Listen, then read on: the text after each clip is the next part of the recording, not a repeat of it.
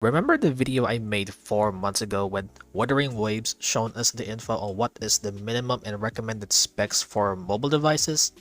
Now, even though they continue to release patches to fix those issues, some actually had a good experience while playing it, yet some still had the same issues despite of it. I even went live and made a video about it when version 1.1 Saw of Eons was launched, and I get to read the developer notes with some patch infos in relates to that version, that it will fix some issues and some optimizations, especially on mobile devices. Yet the result is still the same despite the fact that my phone is within the minimum spec requirements, so I ranted out. You promised to have optimizations for mobile horror games. Where is the promise? You didn't even make it happen. You even put a notice on your game about minimum spec requirements in order to play the game. We're gonna do a test run. Honestly, the combat is way smoother if you're inside of a domain, but outside of the domain, it's a bit laggy.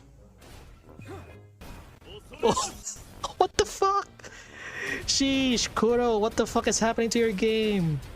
Whoa, what the fuck is happening to your game? Sheesh. Some even say buy a better device or so. But again, I already said this multiple times, none of us have that kind of luxury that most people can afford.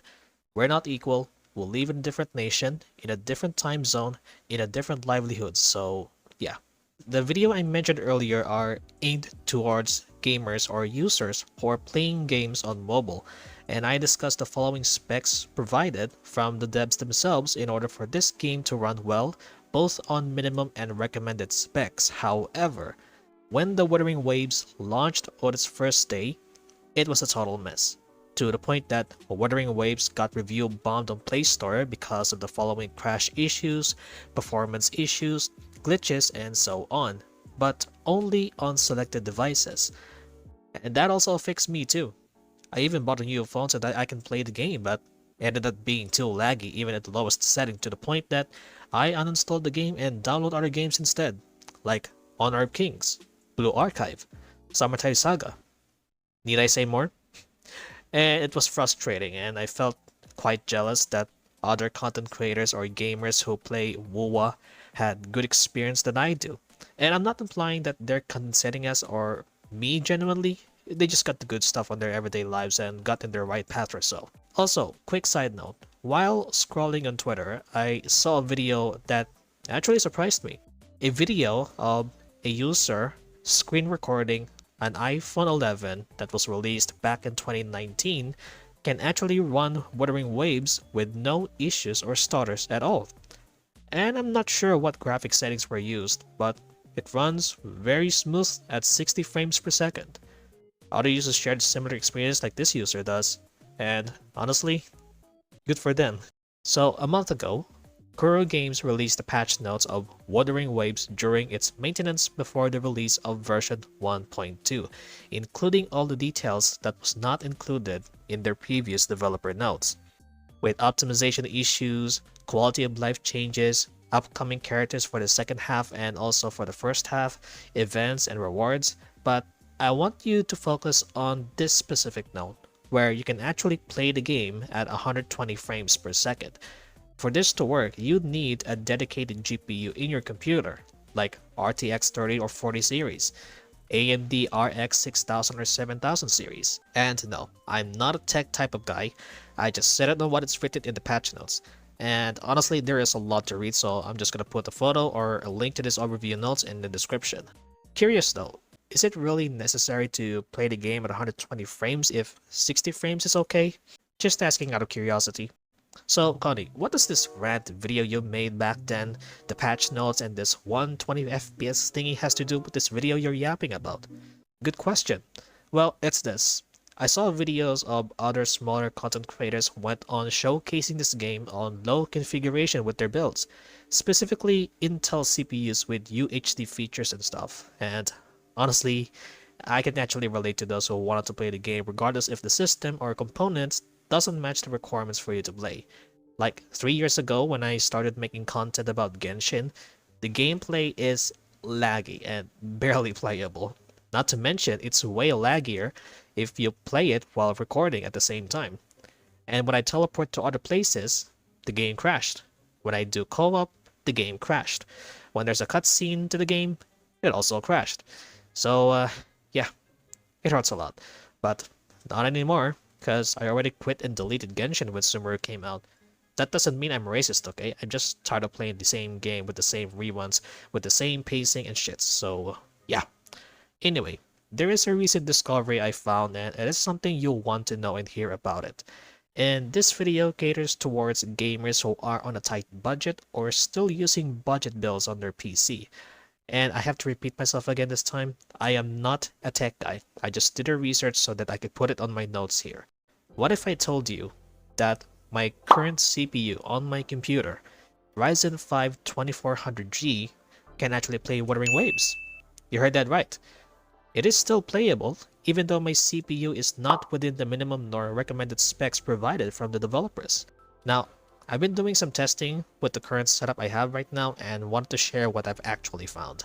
I have Ryzen 5 2400G with RX Vega 11 integrated graphics, and here is the footage. Now, as for additional proof and to back up the claims I made just now, I set up another camera and point it directly to my computer so that the authenticity is there, in a way to say that this is not a clickbait nor a fake video or AI generated. And I wasn't expecting much, but surprisingly, the game is playable.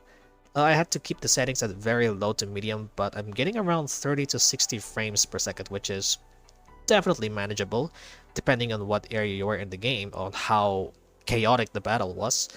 Just make sure you don't have multiple apps open on your computer. And the footage you're seeing right now separately is the same thing, where I do Elusive Realms with Shisha and on the highest difficulty. Well, I'm not literally the highest difficulty because there is another difficulty in which it can be unlocked maybe within this week, but I can't sure when to be exact. Then I decided to take a look on Ryzen 5 3400G on the internet, which is a bit of an upgrade with higher clock speeds, a slightly more refined architecture, and also had the same integrated graphics similar to 2400G. Unfortunately, I can't find a video nor any footage where they did a test run with this CPU on handling wuwa, so yeah. I'll have to make an assumptions about it that it performs a bit better than 2400G, but again, there is no footage. Go figure. But Coney, aren't those two CPUs perform exactly the same since they share the same graphics and cores and shit? Well, first of all, fuck you, smartass. And yes, the Ryzen 5 2400G and 3400G offers very similar performance, but the 3400G providing a modest improvement due to its higher clock speeds and refined Zen architecture.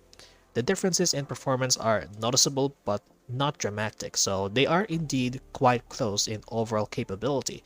If you're comparing the two, the 3400G is a bit better, especially in scenarios where higher clock speeds and slightly better efficiency can make a difference. However, for most everyday tasks and even light to moderate gaming, the performance gap between them is relatively small. Then what about this CPU that is well known for budget builds? Oh, you mean the Ryzen 5 5600G?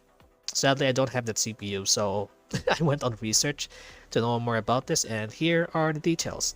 An updated Zen architecture which is highly optimized and efficient than the 24 and 3400G, but the Radeon Vega 7 integrated graphics performed exactly the same as of RX Vega 11 despite its number of computations. So does that mean that Ryzen 5 5600G is far better than 24 and 3400G in terms of performance, however their GPUs performed exactly the same? The answer? Yes, that is actually correct. To sum it up, Ryzen 5 is the powerhouse of budget gaming, specifically 5600G.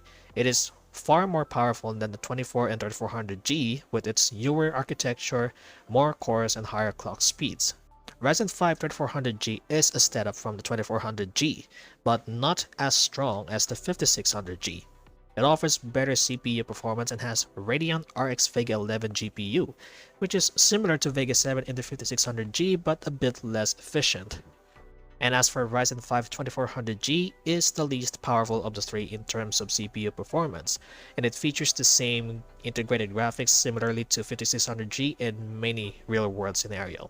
So in summary, The 5600G is the strongest overall, followed by the 3400G, with the 2400G being the least powerful.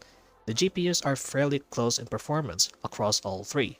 So if you have 2400G or 3400G on your builds, you can still enjoy Wuthering Waves with some tweaks. But if you're looking for the best budget performance and gaming experience without a dedicated GPU, then get the 5600 is where it's at.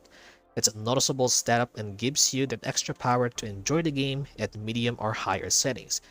Just make sure that you don't overdo it nor doing multitasking in something, and make sure it has enough ventilation to keep your computer cool, cause if not, well, you'll end up in this scenario.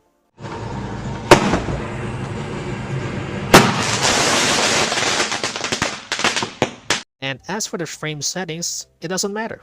You can play the game at unlimited FPS, 120 FPS, 60 FPS, or 30 FPS, which is no longer a norm by the way, or worst case, 24 frames per second. But hey, at least you're having fun with the games that you have.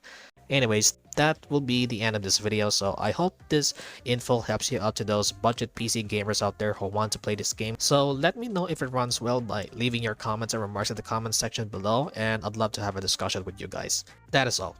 Thank you all so much guys for watching. As always, take care and stay safe. Goodbye.